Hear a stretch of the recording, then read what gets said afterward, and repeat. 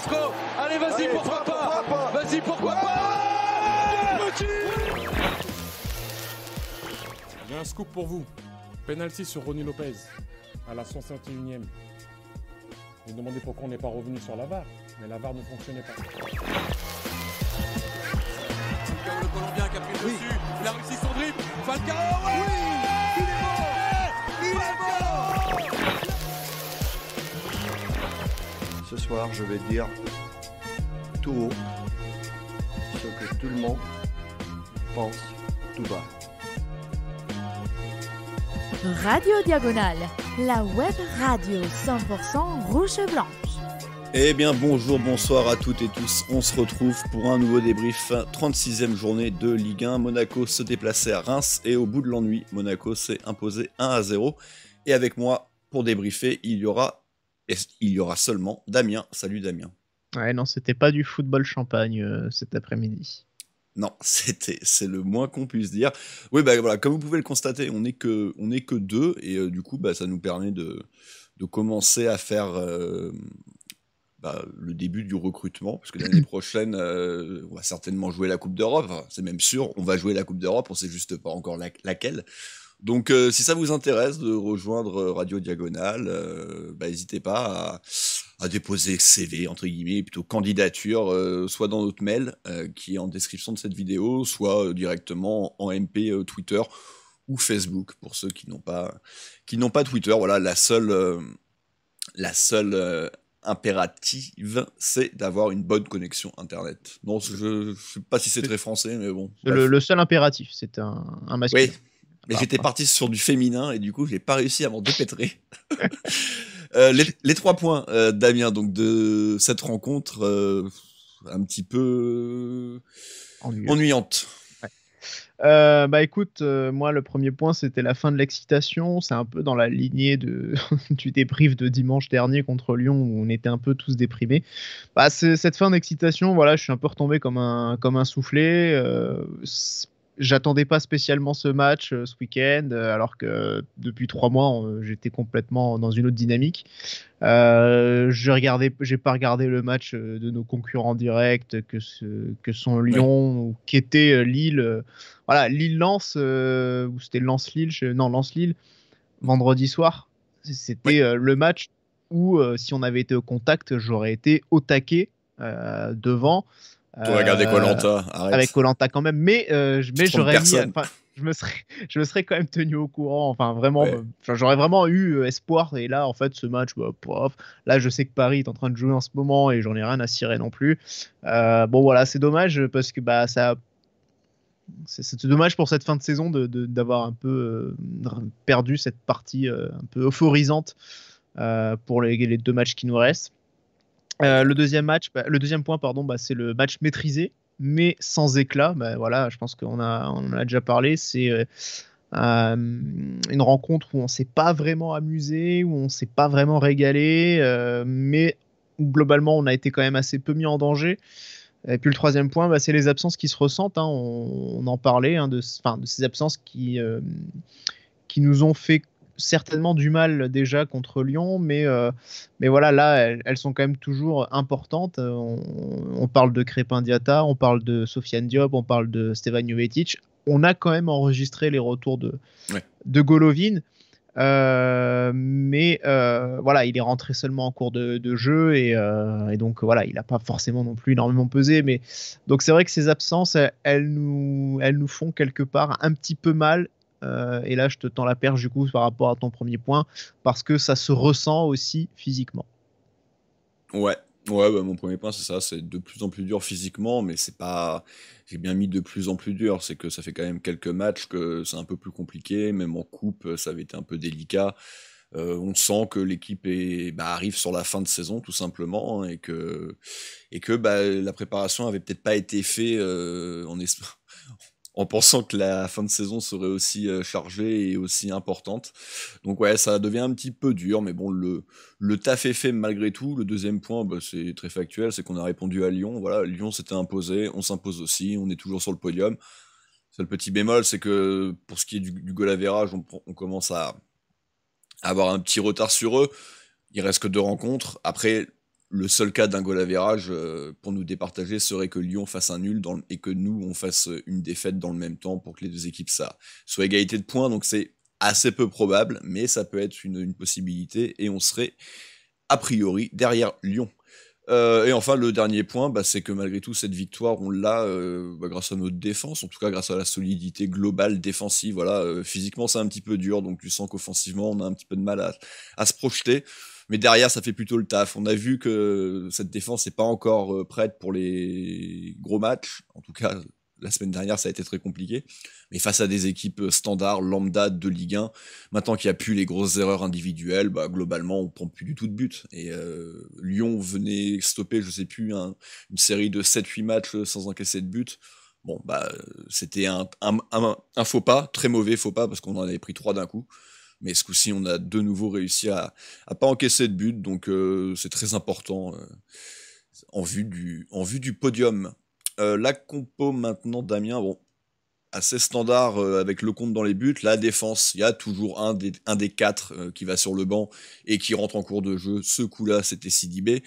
Caio, Fofana, Tchouaméni, ça c'est indéboulonnable.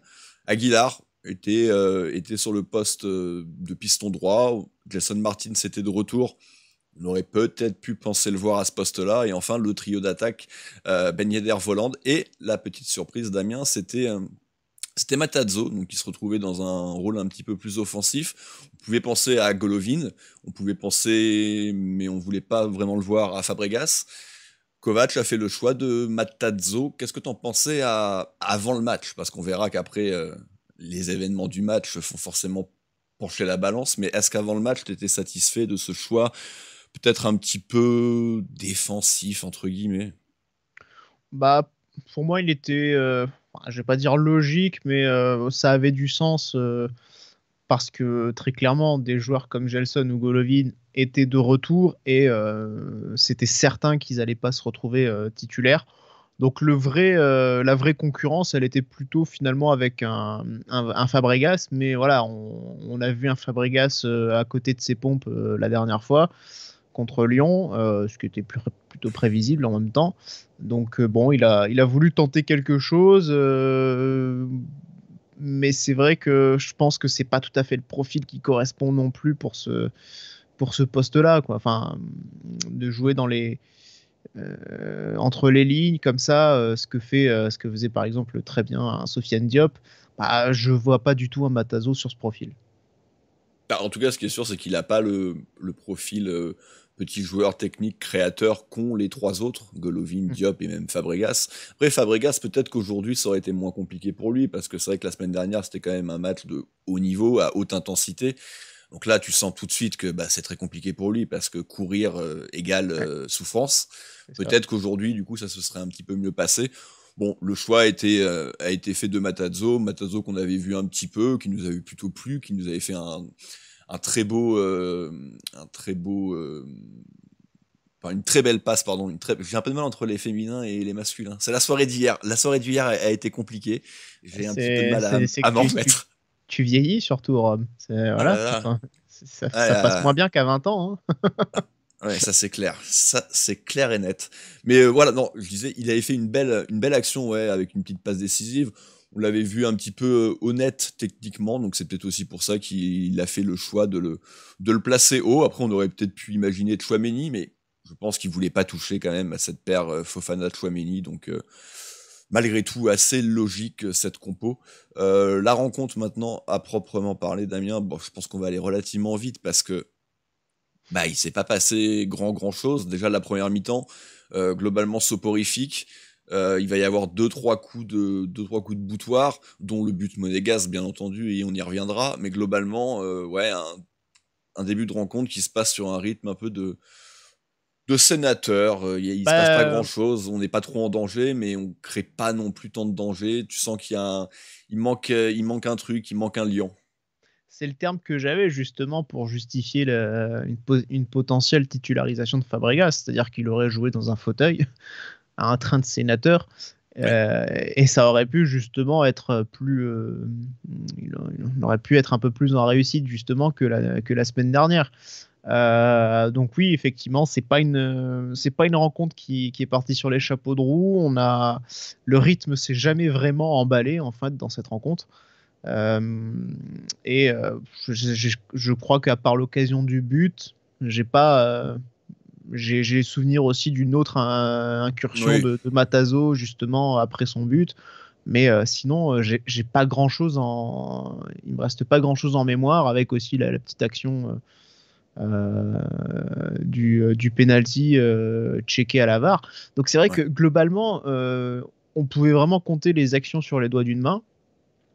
Et oui, il a clairement manqué de rythme, on a clairement manqué de verticalité. On avait beaucoup de mal à mettre le danger dans les 30 derniers mètres, parce qu'il nous a manqué ce potentiel créatif. Pourtant, c'était pas faute d'aligner des éléments plutôt offensifs, en tout cas d'avoir une ligne d'attaque assez haute.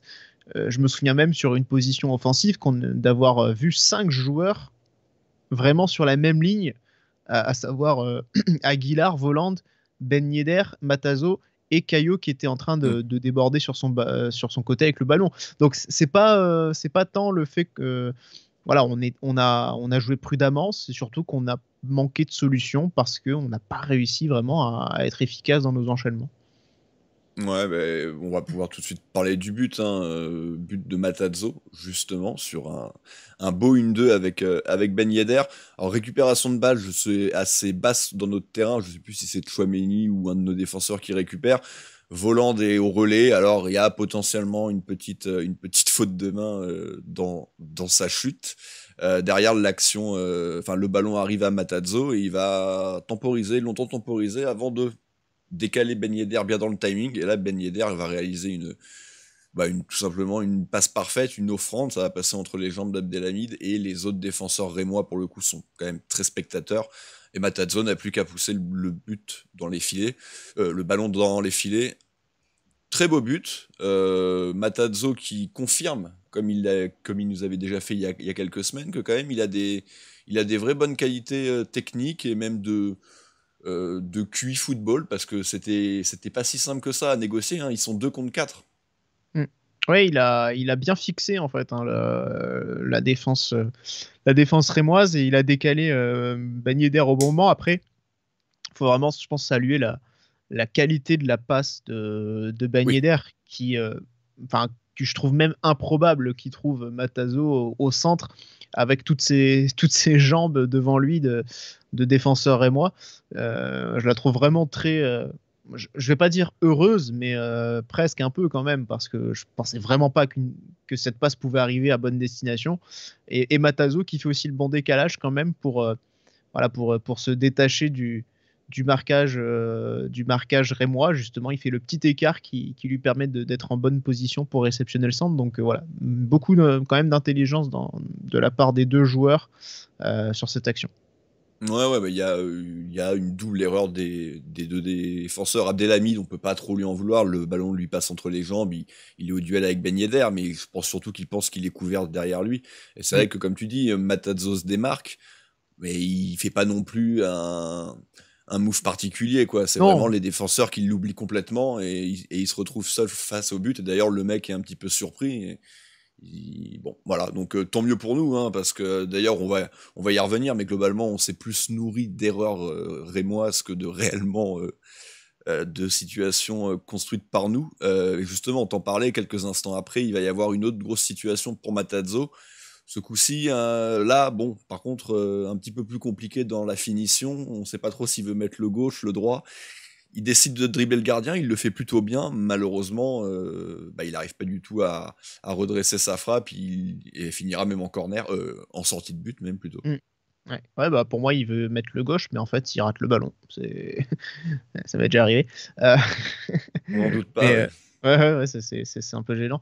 Mais non, mais voilà, ça me fait penser. C'est marrant parce que ça me fait penser qu'on l'a quand même déjà vu.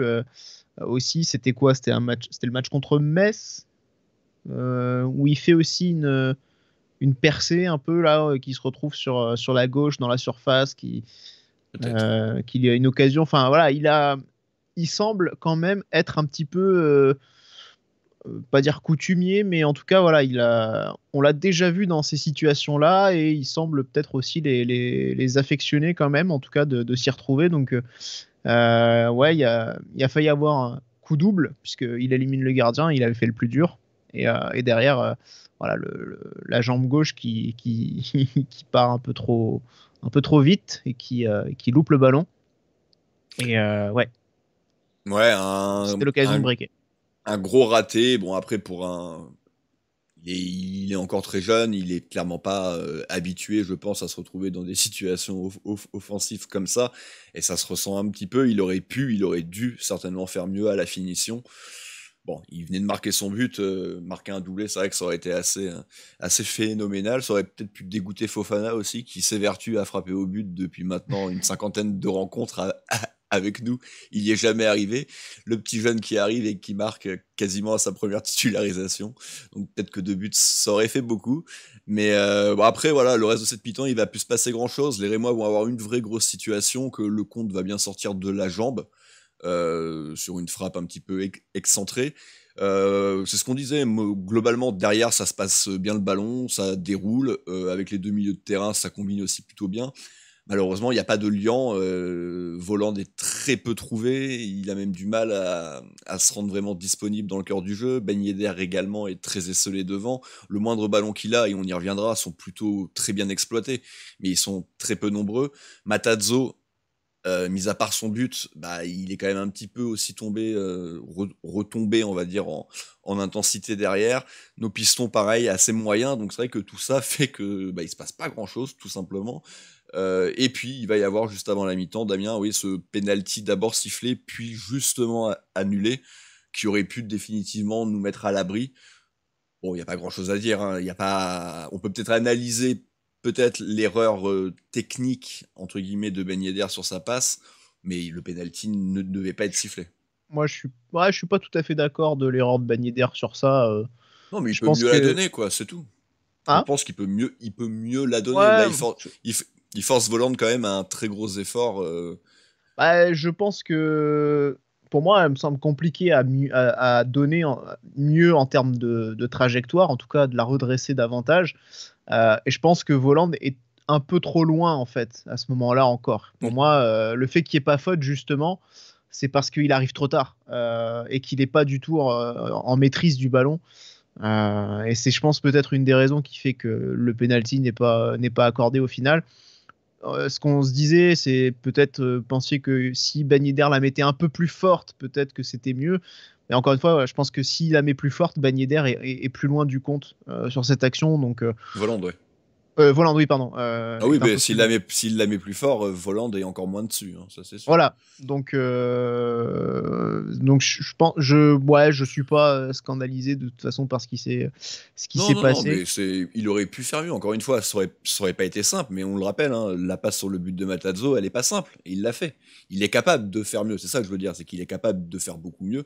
C'est pas très grave, mais je pense qu'il est capable de donner un meilleur ballon à Voland, et que Voland est au moins dans une situation de frappe. Ça dépend à quel point tu considères que la passe sur le but est assez chanceuse aussi au final. Ouais, non, ça peut être la part de réussite quoi, qui peut caractériser l'occasion quoi. C'est peut-être la petite variable quoi là-dedans.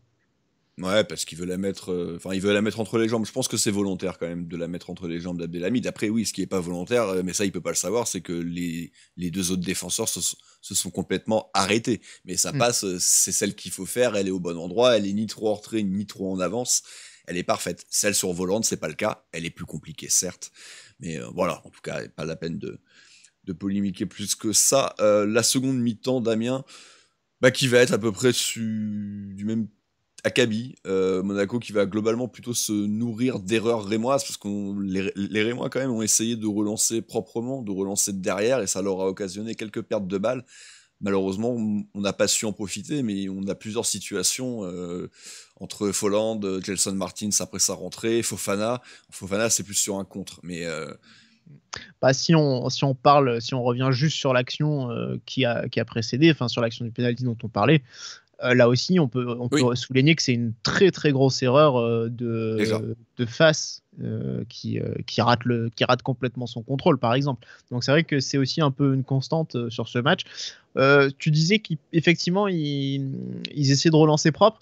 On n'a jamais été trop en danger, même si voilà, il y a cet arrêt du pied de Lecomte en première période. Mais je trouve quand même que ils arrivaient à s'approcher un peu facilement de notre surface de réparation aussi. On n'était pas totalement hermétique derrière, quoi. Voilà, c'est ce que je voulais préciser. Et sans avoir de grosses occasions, ils ont eu quand même des situations où, en tout cas, ils avaient réussi quand même à s'approcher un peu de notre but. Voilà, on n'était pas non plus totalement impérial, je trouvais.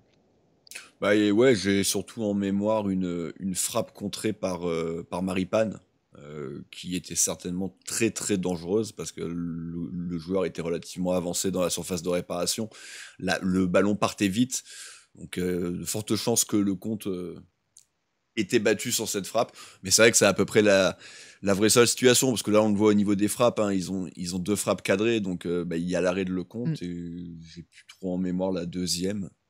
Qu'est-ce que Lecomte a eu à faire de plus sur une frappe cadrée, mais bon, voilà, globalement pas grand chose pour les Rémois. Et de son côté, Kovac, lui, va procéder à quelques changements. Il va y avoir un premier double changement. Sidibé va rentrer, il va remplacer Dizazi, donc là pour le coup, du poste pour poste. Et il va également y avoir en même temps la rentrée de Gelson, si je ne dis pas de bêtises, pour Matarazzo. Ouais. Bon, ils ont pas... Non, on parle d'un de ces deux sortants ou... Ouais, je pense qu'on peut, on peut tout de suite parler de Matarazzo. Bon, voilà, donc c'est un spoil, hein, nous ne l'avons pas mis dans nos tops, il aurait pu potentiellement y être, mais il n'y est pas. Bon, je vais te laisser expliquer pourquoi. Ouais, en fait, hormis son but, c'est un match assez discret du jeune Matarazzo. Il a très peu eu le ballon, malgré 65 minutes passées sur le terrain. Donc on l'a vraiment pas beaucoup vu, quoi. Et ça me gêne un petit peu. Pour moi, il était un peu trop discret. Alors certes, il marque un joli but, mais dans le reste du temps, c'était un peu trop discret. Et voilà, il était, je pense, pas vraiment à l'aise à ce poste-là, parce que sans doute un peu en perte de repère. Mais si on regarde le nombre de ballons touchés, il a touché 11 ballons sur 65 minutes de jeu. Oui, c'est très peu. Ouais. C'est un peu, voilà, c'est un peu 11 rachitique. 11 ballons. Ça me paraît très peu quand même, 11. Alors, en tout cas, il y a 11 passes tentées. Ah, 11 passes peut-être, mais 11 ballons quand même, ça me paraît... tu vas me dire, oui, il n'y en a pas non plus du coup 80 de touchés. Hein. Voilà. Sidibé en a déjà plus que alors qu'il a joué 2 fois moins, quoi. Ah bah Sidibé, on y reviendra. Pour moi, il a fait une très très bonne rentrée. Oui, donc voilà, donc Matarazzo, pas un top, mais globalement plutôt un bon match. Mais après, voilà, vous le verrez, de toute façon, on a eu du mal à trouver des tops dans ce match-là. Donc on va dire qu'il est dans la partie positive de la rencontre au niveau des joueurs. Et alors que Paris vient d'ouvrir le score, Neymar sur penalty juste avant la mi-temps. Ah bah alors ils ont des pénaux, Paris aussi? Merde. Ouais, puis en plus, j'ai pas très très bien vu parce que je regardais d'un œil, mais ça a été vu au VAR. Apparemment, une frappe et une main qui aurait détourné le ballon. J'ai pas vu trop une main d'Aguerd, visiblement. L'autre changement, c'était donc Dizazi. Pareil, on va en parler tout de suite. Plutôt solide, mais il est un peu neutre, je trouve, Dizazi. Un peu comme Badiachile et Maripane, en fait. Ils sont... Bah écoute, moi je trouve qu'il a quand même fait plusieurs interventions assez autoritaires. Donc je trouve que c'était quand même un match assez intéressant. Correct. Ouais, je sais pas exactement pour quelle raison il a été sorti par Kovac. Est-ce qu'il n'en était pas satisfait? Moi, je pense que son match était, par rapport aux deux autres, était tout à fait dans la même énergie. Où voilà, il y a quand même la plupart des duels ont été gagnés justement. Donc voilà, à partir de là, pour moi, il a quand même vraiment fait le taf. Donc bon, j'étais peut-être un peu étonné, mais Bah, c'est vrai que c'est des changements en temps normal auxquels on n'est pas trop habitué, mais c'est vrai que Kovac nous a habitués à ça maintenant, de faire sortir à chaque fois un des trois pour faire rentrer le quatrième qui est sur le banc. Et c'est certainement dû au fait qu'il y ait les 5 changements, donc ça lui donne une solution de plus. Tu fais rentrer un Sidibé un peu plus offensif dans l'absolu, même s'il a à peu près les mêmes consignes que Disasi.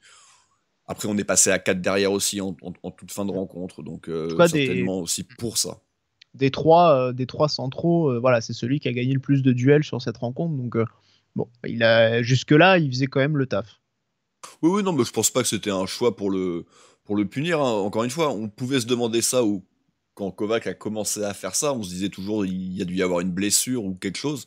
Maintenant qu'il le fait à quasiment toutes les rencontres, bah, c'est juste que c'est sa petite marque de fabrique, comme faire rentrer ballon troué pour les 20 dernières secondes. C'est les deux petits trucs.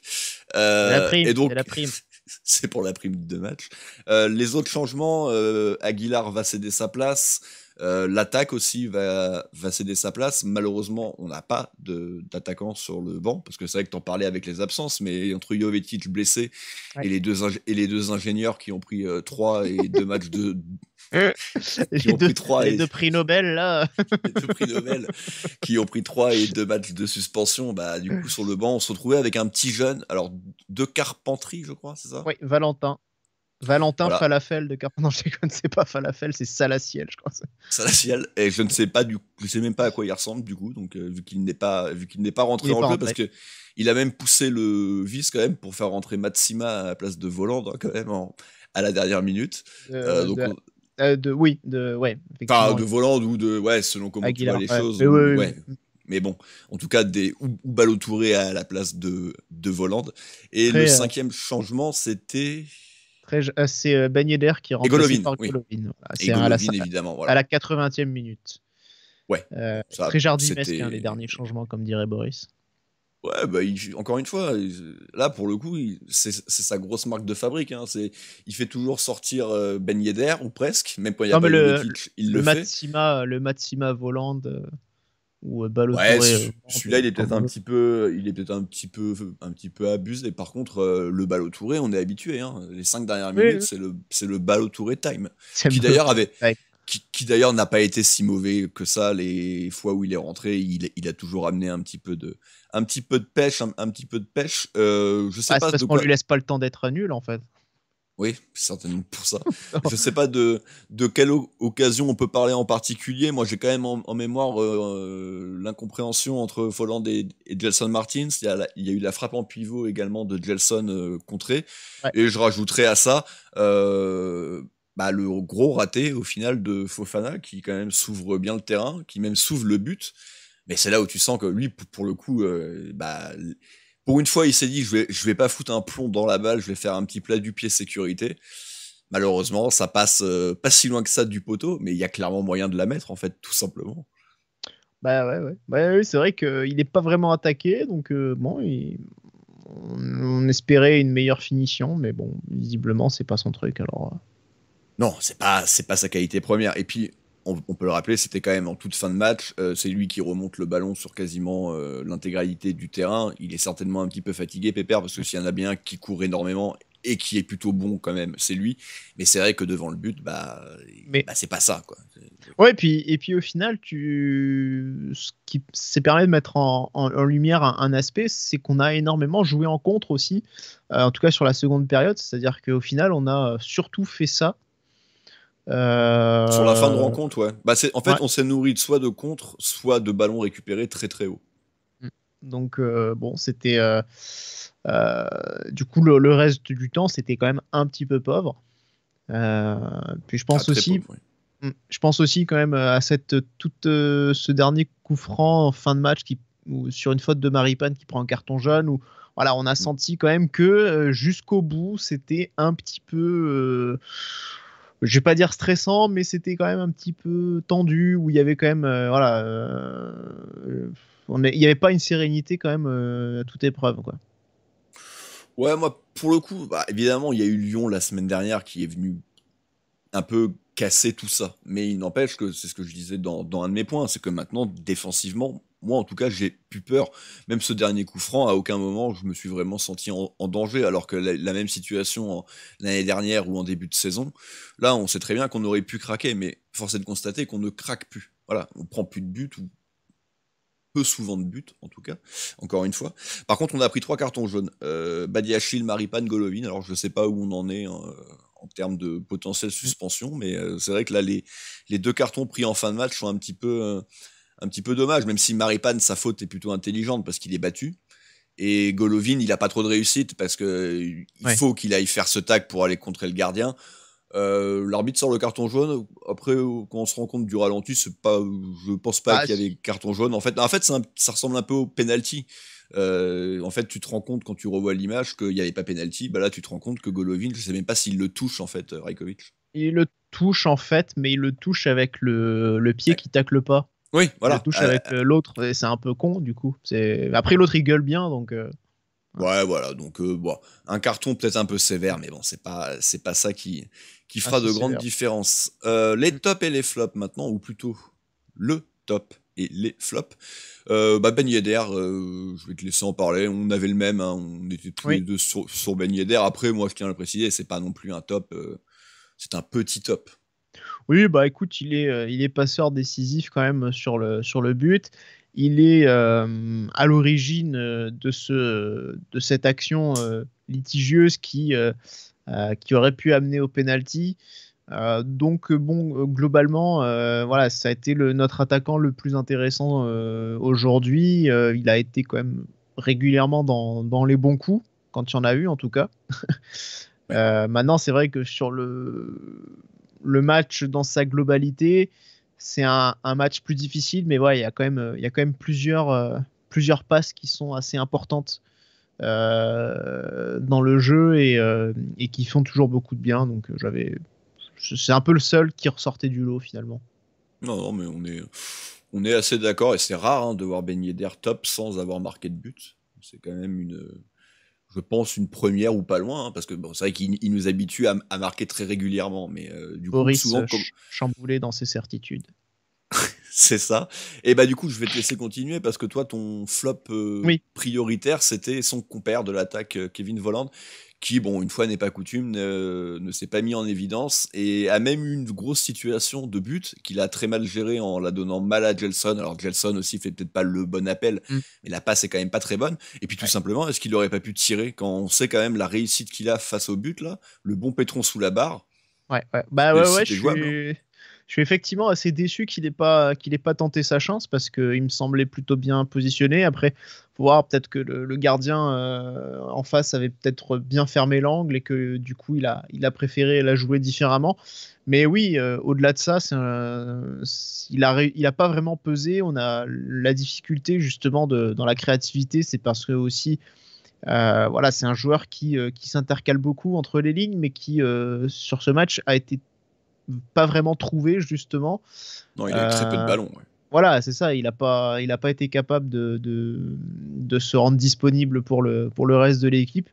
Et voilà, je sais pas combien de ballons il a négocié aujourd'hui, mais ça, globalement, ça a été le Volland qu'on voyait un peu en début de saison. Ouais, c'est ce que j'allais dire. Qui était un Volland assez absent des débats et qui a été, je pense, assez en difficulté, quoi. Ouais, on est assez d'accord que c'est une de ses plus mauvaises prestations depuis un gros bout de temps.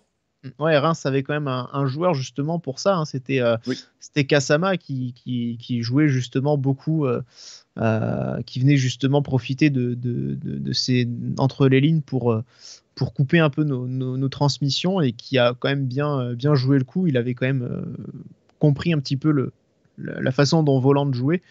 Et voilà, donc très clairement, il a réussi à prendre le dessus, quoi, tout simplement. Ouais. De mon côté, c'était Ruben Aguilar, voilà, l'énigme un peu Ruben Aguilar. On fait que de le répéter depuis ce début de saison sur les chapeaux de roue qu'il nous avait fait. Sélection en équipe de France, il avait même joué un petit bout de match. Alors on se rappelle, c'était une sélection parce que il y avait à peu près 350 forfaits, mais il y avait été, et c'est vrai que depuis, il a un petit peu de mal à revenir. Alors il y a eu le Covid, il y a certainement des choses qui expliquent pourquoi, mais on le voit toujours très très bon physiquement. Alors ça, il court toujours autant, c'est toujours lui qui a le plus de kilomètres à la fin d'un match, à la mi-temps c'était déjà lui. Mais par contre, très peu décisif, très peu créateur, je le vois plus centré, je le vois plus tenté, donc ouais, très très décevant Aguilar. Compliqué pour lui cette deuxième partie de saison. À voir ce qu'il faudra faire avec Aguilar cet été, est-ce qu'il faudra le garder ou pas, je ne sais pas trop. Peut-être le garder, mais comme doublure, voilà. Peut-être Bah, prendre un autre joueur. Si Kovac reste encore une fois dans ce schéma de jeu, je suis pas non plus convaincu qu'on puisse jouer vraiment avec Gelson ou Crépin Diatta. Donc peut-être avoir un autre profil, enfin un autre joueur, mais bon, ça on en reparlera bien suffisamment cet été. C'est une vraie question qu'il faut se poser sur Aguilar, parce que voilà, à l'image de son compère Benjamin Lecomte, c'est un joueur voilà, sur lequel on avait quand même des espoirs à son arrivée, qu'on pouvait imaginer avec une progression logique et un potentiel pour justement essayer de s'imposer comme parmi les faisant partie des meilleurs joueurs à leur poste du championnat, en tout cas parmi avec d'autres, hein, mais voilà, qui pouvaient justement prétendre à jouer dans un club du haut du panier dans le championnat. Et comme le compte, Aguilar, c'est un joueur qui finalement stagne. Alors c'est vrai, il a eu une très bonne période. Sa sélection en équipe de France, elle n'était pas volée, parce qu'il faisait quand même de très bonnes performances avec nous, mais effectivement, ça n'a pas duré. Donc ça ressemblait peut-être aux joueurs un peu en sur-régime. Et c'est vrai que par rapport à ces deux joueurs-là, la question peut se poser finalement de savoir quel est leur niveau réel, et est-ce que vraiment ils ont le niveau pour jouer plus haut, pour disputer les Coupes d'Europe et pour s'imposer vraiment. C'est vrai que je commence un peu à avoir des doutes. Je suis un peu déçu, forcément, parce que j'apprécie plutôt Aguilar, mais force est de constater que là, je commence aussi à avoir un peu des doutes. À voir, encore une fois, il y a le doute Covid. Hein. On sait que Ben Yedder a mis énormément de temps à s'en remettre. Je ne suis pas convaincu qu'il s'en soit vraiment remis. Ça dépend des gens. Il y en a qui s'en remettent tout de suite et d'autres qui ont un peu plus de mal. Alors c'est peut-être le cas d'Aguilar, mais après, il avait déjà commencé un petit peu cette courbe descendante avant. Donc je ne sais pas trop. Mais bon, voilà. Moi, je pense qu'Aguilar, il s'est jamais remis d'avoir blessé Mawassa, surtout. Ah, c'est peut-être ça, ouais. L'attentat, le fameux attentat. Voilà, psychologiquement, je pense que ça l'a atteint. Eh ben écoute, il va le retrouver la semaine prochaine, donc peut-être que ça va lui permettre de repasser le cap. Ouais. Écoute, on verra bien. Il va être sur le banc la semaine prochaine, à mon avis. C'est fort possible, oui, c'est fort possible. Quoique, il y a le match de coupe dans la semaine, donc à voir lequel des deux il va jouer. Le reste des prestats individuels, très très rapidement, Benjamin Lecomte. Il a eu un arrêt à faire, il l'a fait. Les sorties aériennes, c'est pas son point fort, mais c'est pas catastrophique. Il en a pas eu 150 à faire. Par contre, il est toujours aussi bon au pied, quand même. Ça, il faut le reconnaître, il a une vraie qualité technique. Il aurait pu être un joueur de champ peut-être correct, s'il avait travaillé vraiment ça. Et donc ça, c'est un vrai point positif. Pour ce qui est du reste, c'est pas aujourd'hui qu'on en saura beaucoup plus sur lui. Badiachil, Damien. Lui, il a joué les 90 minutes. Il a joué les 90 minutes. Il a pris un carton jaune en première période, si je dis pas de bêtises. Voilà, 39e minute. Ouais. Et puis sinon, Badiachil, énormément de ballons touchés. C'est celui qui en a le plus à négocier, avec quand même assez proprement. Par contre, un peu plus au niveau des duels, il a été un peu moins à son aise, hormis les duels aériens. Donc c'est un match correct, mais c'est pas non plus un match c'est pas non plus un superbe match de Badiachil. Voilà. Dizazi, on s'en était occupé, donc Maripane, moi Maripane, je le dis suffisamment, pour moi c'est celui qui devrait pas être titulaire entre les quatre, c'est celui qui me plaît le moins. Je trouve quand même d'une lenteur abyssale et compliquée maintenant dans le foot actuel, mais il nous a sauvés, comme je le disais tout à l'heure, sur cette frappe rémois, c'est lui qui est là pour la contrer, et c'est certainement très important. Il y a cette faute un petit peu un petit peu bête en fin de rencontre qui lui vaut un carton jaune, il a raison de faire faute, mais c'est parce qu'il est battu quand même beaucoup trop facilement. Donc voilà, bon, au même niveau que ses deux coéquipiers aujourd'hui, hein, mais moi, il ne me convainc toujours pas. Le milieu de terrain d'Amiens, Fofana. Fofana, on en a parlé pour sa grosse occasion, mais bon, Fofana, on le juge surtout pour son abattage défensif.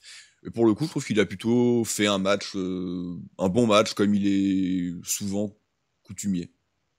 Ouais, pour le coup, il y a eu beaucoup d'activités, il y a pas mal de ballons qui sont quand même passés par lui. Je me demande si finalement il n'en a pas eu plus que Tchouaméni, il faudrait vérifier.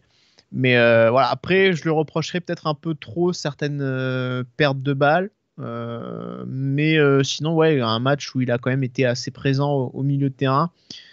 Et puis voilà, globalement solide dans les duels. Bon, toujours pas en réussite par contre devant le but, Oui. ça change pas, hein, mais un jour peut-être. Allez.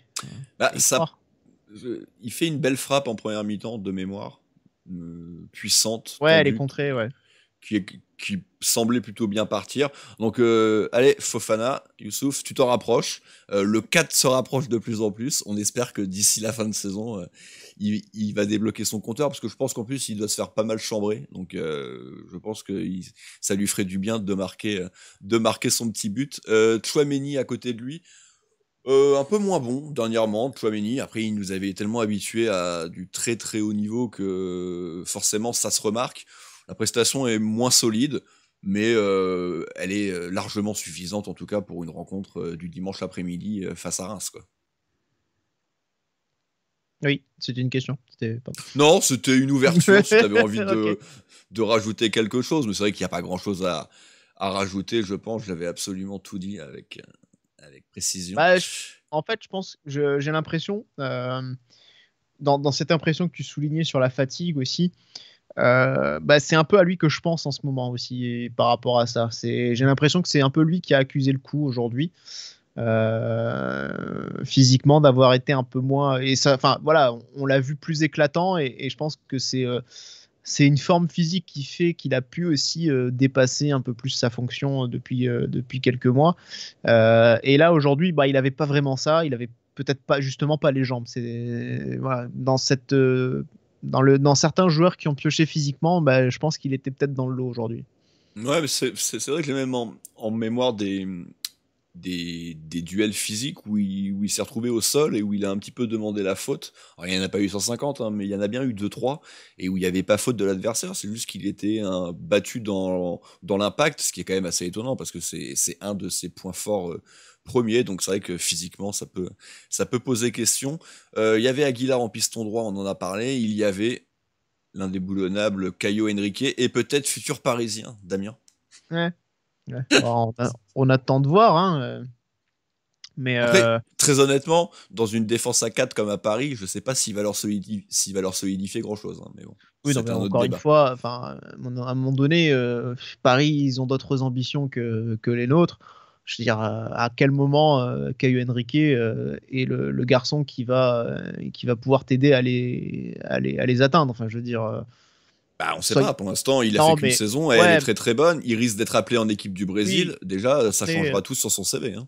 Oui, après, on se rappelle qu'un Fabinho n'a jamais été appelé avant un moment. Donc, la logique là-bas, je me la pose.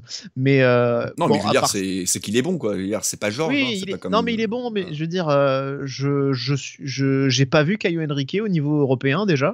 Donc, oui, bien sûr. Voilà, tu vois, je veux dire, à un moment donné, ils vont, si Paris le veut vraiment, ils vont faire quoi? Ils vont poser 25 millions sur un mec qui a rien prouvé au plus haut niveau européen déjà. Ça, tu vois, non, au moins, quand ils ont pris Kurzawa avait eu quelques matchs références en Ligue des Champions. Ouais, c'était pas une flèche, c'était pas une lumière. J'ai jamais été très fan, mais bon, il avait quand même fait quelques bons matchs avec nous en Ligue des Champions. Là, Caio Henrique, bon, et son match ce soir, alors. Je sais pas si je serais aussi sévère que ce que j'ai pu lire. Je trouve qu'il a été quand même assez en vue. Par contre, effectivement, il est assez peu décisif. Il pèse pas énormément non plus. Et je trouve il a quand même beaucoup de pertes de balles. Donc, voilà, c'est pas non plus un super match de Kevin Riquet, quoi. Par rapport face à une équipe qui n'a pas non plus été hyper offensive et qui nous a pas mis énormément en danger, quoi. Non, non, mais il est à l'image de l'équipe, hein. Encore une fois, la prestation a pas été bonne globalement et bah, il fait partie des joueurs moyens, quoi. Voilà. Il y avait Ben Yedder un petit peu au-dessus et puis lui, il fait partie du groupe derrière, pas dans les moins bons avec Aguilar et Voland, mais dans les justes passables et ça nous a permis de juste gagner 1-0. Les remplaçants, il y en a eu pas mal, mais on va pas parler de tous, hein. On va parler de ceux qui ont joué un petit peu. On va commencer par Sidibé, Damien qui est donc rentré à la place de Dizazi et qui a fait une bonne rentrée, je trouve. Il a sauvé une ou deux grosses situations de but, il a récupéré un ou deux ballons, il s'est bien projeté derrière. Il était un peu seul, dont une fois là où il part, mais où il est absolument pas suivi. Donc non, il confirme que, en tout cas quand il est bien physiquement, il peut être un très très bon joueur de foot. Le problème c'est quand le physique n'est pas là. Ouais, effectivement. Mais là, il a fait encore une bonne entrée, je suis d'accord. Je vais en souvenir son intervention bien autoritaire. Il y avait peut-être une petite faute quand même. Mais bon, ça n'a pas été sifflé. Mais où il remonte le ballon et là, Ouais, c'est personne. ça, ouais. Le désert, là, tu sais, la petite boule de poussière là, tu sais, qui est dans les Far West qui roule là, c'était un peu ça, quoi. Le mec solo, il dit bon bah ok les gars, tout seul, hein. Ouais, il y Euh, avait que Golovin qui ouais. lui a donné une petite solution à droite, mais c'était pas. Oui, voilà. Mais oui, non, propre et c'est vrai que bah on l'a tout de suite vu en fait. Je veux dire, à peine il est rentré, on l'a tout de suite vu, on l'a tout de suite senti impliqué. Mais ce que je disais, alors je viens de vérifier exactement, Matarazzo avait touché 19 ballons, ce qui Ouais. était un peu plus que ce que j'avais annoncé tout à l'heure, ce qui est quand même pas beaucoup plus, hein, Non, non, pour un ce qui est mec qui a joué pas. 65 minutes, alors qu'un Sidibé, bon, pas le même poste aussi, mais un Sidibé en 25 minutes, il en a touché 42. Voilà, c'est quand même, c'est plus du double, quoi. Donc voilà, tout de suite, en tout cas, ça montre l'implication d'un Sidibé. Pour le coup, 42 en 25 minutes, c'est même énorme, hein, parce que si tu fais Oui. un petit produit en croix pour arriver à 90 minutes, ça fait un nombre de ballons assez surréaliste. Donc oui, oui, oui. Jason Martins qui est rentré, je vais m'en occuper. Bah, pour le coup, un peu comme Sidibé, on l'a vu, mais malheureusement, on l'a vu rater. Voilà, il y a cette frappe en pivot qui est pas simple, mais bon, il y a peut-être moyen d'être un petit peu plus tonique, de se retourner un petit peu plus vite. Encore une fois, lui aussi a eu le Covid, alors peut-être que voilà. L'action avec Voland qui est pas très bien gérée entre les deux, mais un peu comme souvent, on le voit parce qu'il tente des choses, il en réussit pas beaucoup, mais il tente des trucs. Pareil, il y a eu un bon petit solo au pied où il élimine bien, où il temporise bien, et puis dans le dernier geste, bah, il se mélange un petit peu les crayons et puis bah, il se fait prendre le ballon tout seul. Donc ouais, c'est un Alors, peu toujours pareil avec ouais. Gelson, c'est un petit peu frustrant, mais bon, je n'ai pas trouvé son entrée catastrophique, Alors, loin de là. par contre, si on va utiliser le Covid pour justifier la fraude Gelson Martins, on va pas être Non, non, copains. non, non.